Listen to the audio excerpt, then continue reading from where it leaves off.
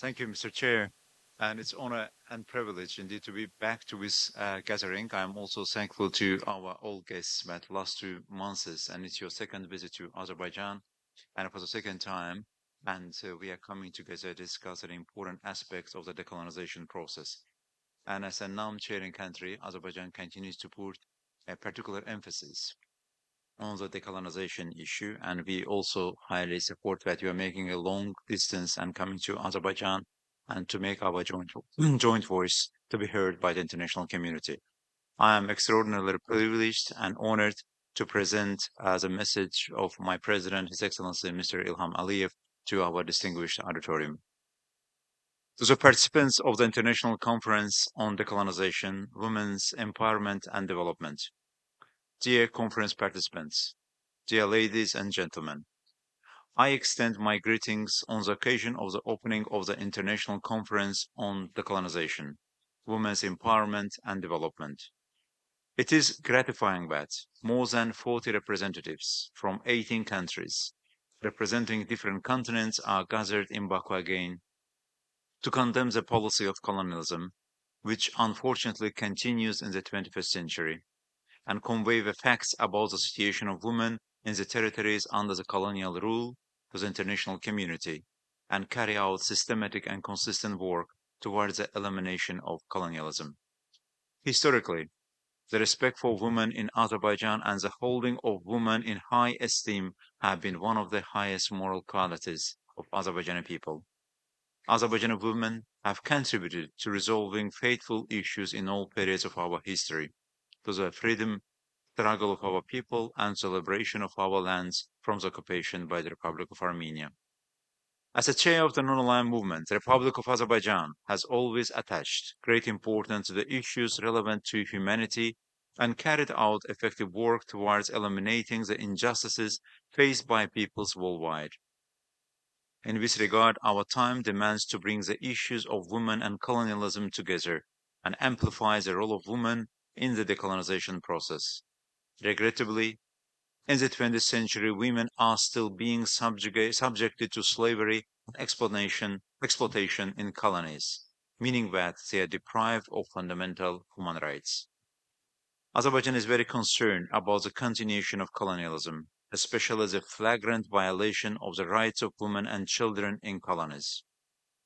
France, which currently controls 13 overseas territories, as its colonies and interferes in the internal affairs of the former colonies located on different continents worldwide, continued its neocolonialism policy despite the many years of demands from international organizations and also people fighting for independence. Most of the bloody crimes in the colonial history of humanity have been submitted by France. France, which occupied dozens of countries in Africa, Southeast Asia, the Pacific Ocean, the Atlantic and Indian Ocean, and Latin America, plundered their wealth and enslaved their people for many years, committing numerous war crimes and crimes against humanity. The French armed forces discriminated against their ethnic and religious affiliation, subjected hundreds of thousands of civilians to genocide. The slave trade, which France was actively engaged in, is one of the most shameful pages of humanity. Millions of Africans fell victim to the French slavery policy. As a chair of the non-aligned movement, I have repeatedly provided listed facts of numerous crimes against humanity and atrocities committed by France in the occupied countries. Millions of innocent people in Algeria, Morocco, Tunisia, Mali, Djibouti, Nigeria, Chad, Senegal, Benin, Cote d'Ivoire, Central African Republic, Gabon, Togo, Cameroon, Vietnam, the Union of Comoros, Haiti, and other countries, including women and children, were killed by France.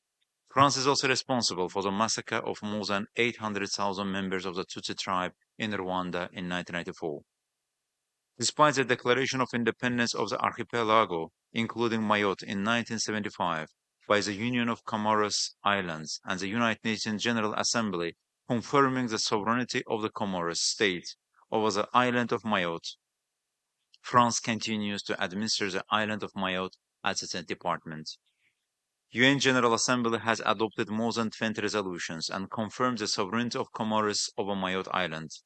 The UN also condemned and considered invalid the referendums organized by the French government on the island of Mayotte in the Comoros archipelago. At the same time, it has rejected the organization of any other form of referendum or consultation by France on the Mayotte island of the Comoros archipelago, and any foreign law legalizing the French colonization of the said island. In that resolution, UN assessed the occupation of Mayotte Island by France as a gross insult to the United National Union of Comoros, which is a member of the United Nations. Despite numerous UN resolutions, France has also continued to hold referendums on the island of Mayotte in flagrant violation of international law. Therefore, results of the referendums are illegal. In addition to the UN, the Executive Council of the African Union, Organization of Islamic Cooperation have also adopted decisions regarding the Mayotte Island belonging to the Comoros. Ignoring the calls of international organizations and international community, France included Mayotte in its constitution in 2003. In 2011, Mayotte became the 101st department of France. In 2014, the ultra-peripheral region of the European Union. The fact that Mayotte was given the name of the EU's utmost region is a recognition of Mayotte as part of France. Apparently, France abusing its status as a permanent member of the UN Security Council and continuing to blatantly violate the norms and principles of international law, forcibly annexed the territory of another country to its own territory. It's an explicit occupation and annexation. Centuries have passed, but new shameful methods of French colonialism continue to stay because policies and mindsets have not changed. The peoples of the overseas territories gathered at this conference have been fighting for independence for many years.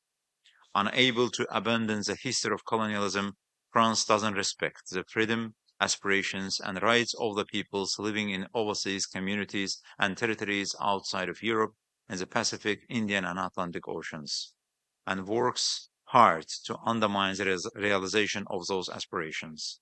Also, it continues to make gross interventions in internal affairs of its former colonies on the African continent, which is an obstacle to achieving the stability.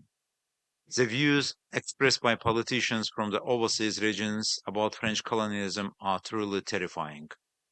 France destabilizes not only its past and present colonies, but also our region, the South Caucasus, by supporting separatist tendencies and separatists. By arming Armenia, it implements militaristic policy, encourages revanchist forces in Armenia, and prepares the ground for the start of new wars in our region. At the same time, France abuses its status as a permanent member of the United States Council to carry out its biased and prejudiced policy, engaged in geopolitical intrigues in various regions, and tries to use Western organizations as a means to pressure on other states. France must also implement the decisions of the International Court of Justice regarding the nuclear tests conducted in the Pacific Ocean and stop the practice of lecturing other countries. We observe that racism and Islamophobia are growing in parallel with the tendencies of neocolonialism in France.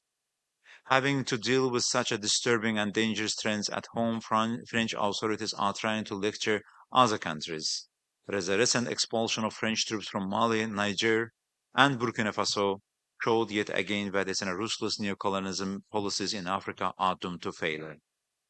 France, we should be ashamed of the history of colonialism, rich in bloody crimes, instead of apologizing for the atrocities it has committed, takes about fictitious ethnic cleansing in other countries. As a chair on non-aligned movement, Azerbaijan supports the peoples fighting against colonialism and aiming to be free. Your participation at the ministerial meeting held in Baku as part of Azerbaijan's as part of Azerbaijan's chairmanship of the non-aligned movement on July 6 and October 20, 2023 at the headquarters of the United Nations Security Council in New York on September 22, and at this event in Baku dedicated to colonialism and its consequences and neocolonialism, which are of particular relevance to humanity, are evidence of Azerbaijan's support to this issue as a chair of the non-alignment movement. Bringing the issue of fighting neocolonialism to the international community's attention through all possible platforms is crucial.